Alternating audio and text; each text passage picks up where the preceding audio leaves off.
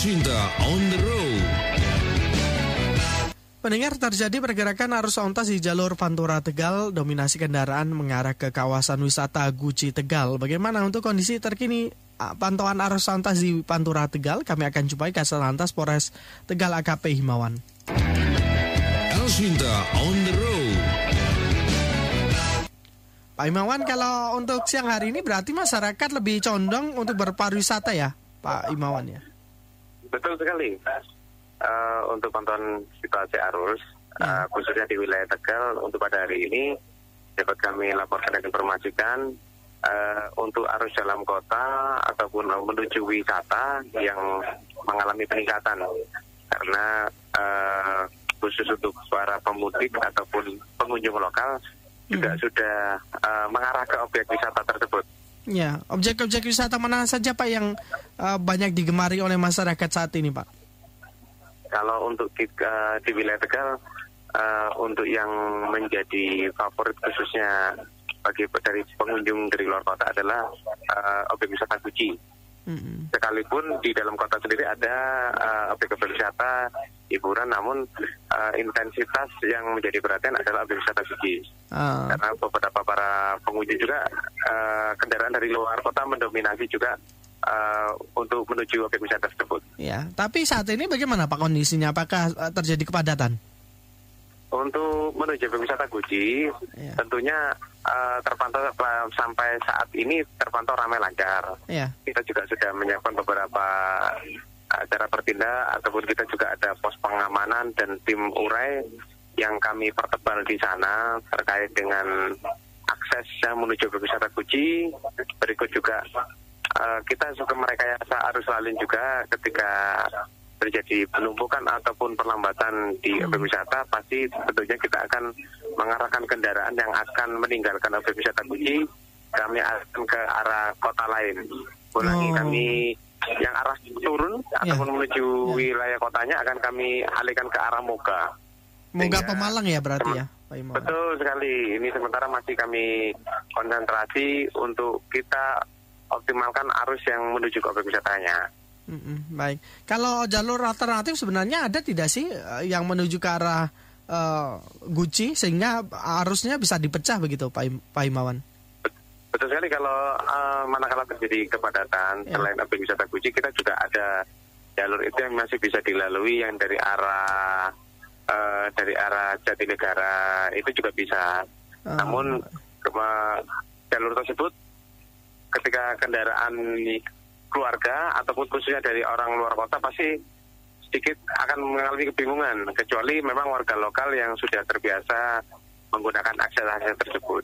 Namun sampai pada saat ini juga akses ataupun sarana prasarana jalan juga infrastruktur sudah sangat baik, sudah cukup baik, sehingga akses untuk menuju ke sana yang pasti yang kami sarankan kepada para pemudik adalah memastikan kondisi kemampuan kendaraan yang akan digunakan untuk menuju objek wisata Guci, karena kan jalurnya menuju wisata Guci ini kan medannya pegunungan. Ya, agak naik begitu ya Pak Himawan ya. Betul sekali. Baik, Pak Himawan, kalau untuk aktivitas dari warga pasca Lebaran seperti halal bihalal begitu, apakah saat ini masih cukup banyak atau sudah menurun Pak Himawan? Betul sekali. Kalau untuk aktivitas masyarakat khususnya lokal, sejak hari kemarin itu mendominasi khususnya jalur yang di dalam kota sendiri. Kalau untuk yang menuju wisata Guci terpantau sampai kemarin sore sementara masih normal, namun pada hari ini sudah mengalami peningkatan khususnya yang menuju wisata Gucinya. Ya. Kalau untuk dari arus mudik sendiri Pak, hingga dengan H+1 ini, apakah memang masih ada masyarakat yang mudik dari arah Jakarta yang melintas di Tegal Pak? Untuk terpantau dari pantauan kita dari pos pengamanan pintu tol maupun arus yang mengalir di Pantura dalam kota sendiri, itu terpantau ramai lancar. Karena kan kalau jalur dalam kota menghubungkan jalur yang akan menuju ke wilayah selatan, Bumiayu, terus Banyumas dan lain sebagainya. Namun kalau untuk laporan di sekitaran arus Pantura, ramai lancar, namun tidak ada peningkatan ataupun kemacetan yang sangat berarti karena jalur khususnya Pantura didominasi oleh kendaraan besar ataupun roda 2. Tapi masih ada ini Pak, para pemudik yang melintas. Untuk sementara masih, namun tidak begitu banyak. Sangat berarti, betul sekali. Oh, baik. Karena sudah terpantau malah beberapa titik untuk aktivitas arus yang ke arah barat, seperti pantauan dalam tol, sudah mulai terjadi pergerakan sejak kemarin. Oh begitu, sudah mulai banyak arus baliknya berarti? Sudah ada yang mulai bergerak, terpantau dari rest area, ataupun pergerakan yang menuju ke arah barat, sudah mulai ada pergerakan yang di luar dari arus pada umumnya ataupun pada hari-hari biasanya. Baik. Pak, kalau untuk jumlah kendaraan yang masuk ke wilayah Tegal selama arus mudik kemarin berapa banyak Pak Imawan? Kalau terpantau itu kurang lebih hampir sekitar 3.000-an untuk yang khusus yang keluar masuk dari pintu tolnya sendiri. 3.000-an itu setiap hari atau? Tidak. Seluruhan? Itu selama arus mudik. Arus kemarin betul sekali. Baik. Kemudian nanti untuk arus baliknya sendiri bagaimana Pak untuk strateginya? Apakah juga akan diterapkan one way yang sama? Betul, kalau untuk arus balik kita tentunya yang menjadi prioritas pengamanan kita. Pola yang pertama tentunya kita mengikuti petunjuk dari pusat terkait dengan pelaksanaan yang rencananya akan pelaksanaan one way. Arus balik itu mulai tanggal 6 nanti, 6, 7, 8. Tentunya kita juga akan mengikuti dan menjalankan instruksi tersebut. Apabila memang ada perubahan, nanti pasti kita akan penyesuaian.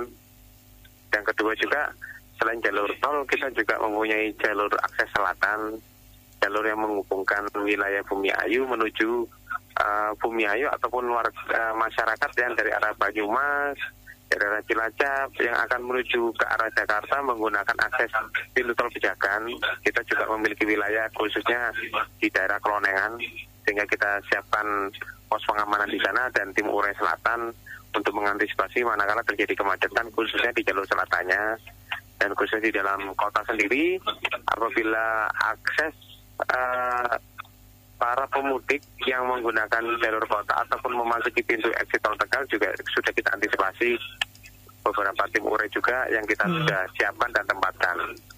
Ya, selama arus mudik kemarin ada tidak titik-titik yang akan diwaspadai atau difokuskan perhatiannya dari pihak kepolisian agar tidak terjadi kemacetan pada saat arus balik nanti, Pak Imawan?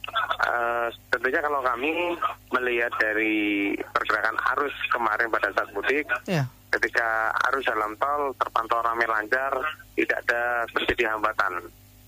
Namun kami mengantisipasi khususnya di jalur selatan karena kondisi jalan yang sempit. Selain itu juga kesadaran masyarakat juga yang pengguna jalan yang kurang mematuhi peraturan atau rambu-rambu lalu lintas, sehingga karena kurang sabarnya pengendara mobil nyerobot sehingga terjadi kadang kuncian. Nah, tim urai kita inilah yang menyisir karena kemarin sempat terjadi sedikit trouble, namun bisa kita antisipasi. Kalau untuk perlintasan sebidang di Tegal sendiri menyebabkan gangguan aktivitas mudik tidak Pak Imawan? Untuk perlintasan sebidang kita sudah nihil, khususnya untuk yang jalur-jalur arteri ataupun akses yang sangat rawan. Karena sudah ada JPU, sudah ada. Paling kita hanya di jalur selatan yang kami antisipasi.